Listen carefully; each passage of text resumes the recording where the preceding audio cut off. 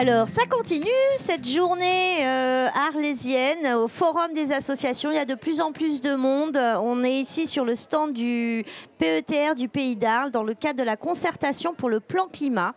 Et je reçois Loïc Rogard, Loïc de l'Atelier 21, qui va nous parler énergie renouvelable, low-tech, bon, plein de choses. Il a plein de choses à dire. Il m'a dit, t'inquiète pas, tu me lances et il déroule. Donc, je te laisse dérouler, Loïc. Bienvenue en tout cas. Merci beaucoup.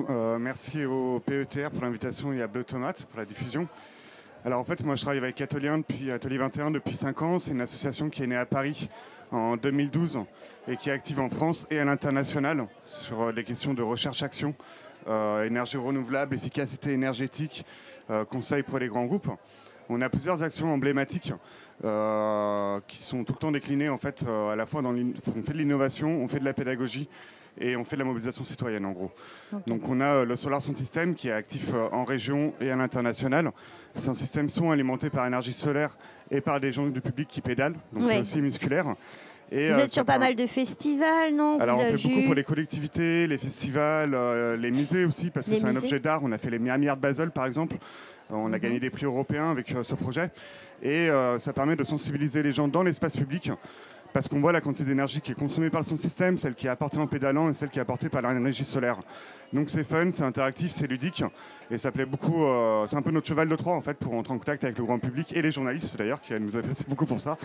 Et ça nous permet historiquement de financer des programmes de recherche et d'innovation que l'on porte dans notre labo qui est à Paris mais qui est aussi décentralisé dans les territoires parce qu'on est très attaché à la dimension territoriale de nos actions. Donc on a cherché collectivement, à partir de 2015, on a lancé un programme de recherche qui s'appelle Paléo-énergétique, qui est participatif, qui a été d'abord financé par le ministère de la Transition écologique pour la COP21. Ouais. Et l'idée, c'est de chercher dans le passé, collectivement, des inventions, des innovations qui sont passées sur les radars des historiens des techniques, parce qu'on a beaucoup de domaines publics, on a beaucoup d'archives, mais finalement peu de personnes qui vont les exploiter avec une problématique de la transition écologique. Et du coup, on exhume des solutions. Comme par exemple un gars qui, au 19e siècle, faisait des moteurs solaires pour imprimer les journaux en mode happening artistique dans le jardin des Tuileries, avec une machine qui concentrait les rayons du soleil, qui faisait de la vapeur, qui après faisait tourner une machine à vapeur et une presse à vapeur. Tu veux dire qu'on n'a plus rien à inventer ? Exactement, c'est que du vieux neuf. Et nous, on met ça en images, on met ça en récits, on fait des nouveaux récits. On a une exposition itinérante, c'est un projet transmédia avec de la VR aussi, un musée qu'on est en train d'ouvrir à Paris. Et un bouquin qui a été publié en français qui s'appelle Rétrofutur, en japonais et en anglais, et qui a connu une belle diffusion et qui inspire beaucoup les designers, les écoles d'art, tout type de public en fait. Donc l'idée c'est de s'inspirer du passé pour trouver les solutions de demain. Et alors, voilà, alors, je continue ici, ou est-ce que tu me poses une question ? Non, je l'arrête un petit peu quand même Loïc, mais on est ici à Arles aujourd'hui pour le plan climat. Vous êtes, avec l'Atelier 21, des acteurs engagés, vous êtes en prise directe avec les problématiques environnementales et climatiques. Qu'est-ce que tu fais, toi, comme constat, ici, sur le Pays d'Arles ? Alors moi, je trouve que déjà, il y a une très belle dynamique associative dans le Pays d'Arles, avec des acteurs comme Pop, Petit à Petit aussi, qui passait juste avant, etc. Ouais. Donc il y a déjà des belles ressources. Mais finalement, il y a assez peu sur la question de l'énergie, de la low-tech, je trouve. Oui. Bon, c'est vrai qu'il y a peu d'associations qui sont spécialisées là-dedans. Juste rappelons, parce qu'on croit toujours que tout le monde sait. Mais ah oui, alors ouais. Un mot quand même sur la le low-tech, en fait, on peut la définir, bon, c'est assez long, c'est plus une philosophie, en fait. C'est un mouvement qui a été initié par Philippe Biwix en France. Et ça réfléchit à la question de la durabilité, de l'éco-conception. Ça va un peu plus loin que cette dynamique-là, que le développement durable.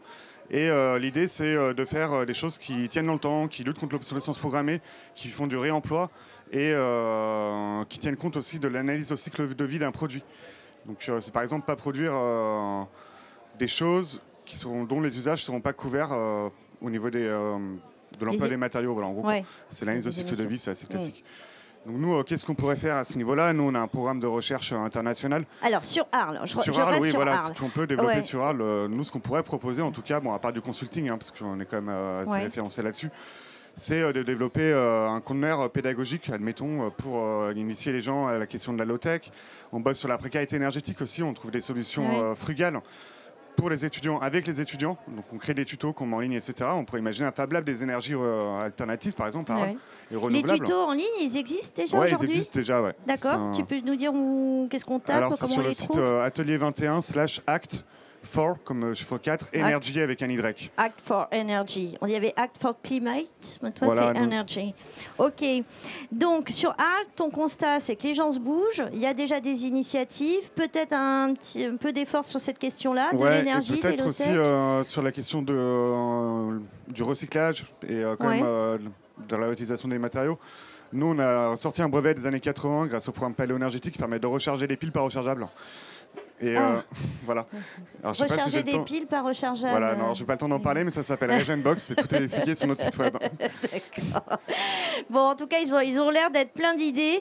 Atelier 21, vous allez, j'imagine, contribuer à l'écriture de ce plan climat, apporter votre contribution. Tout à fait, ouais. Je fais partie du conseil de développement et je suis aussi régulièrement consulté par le PETR.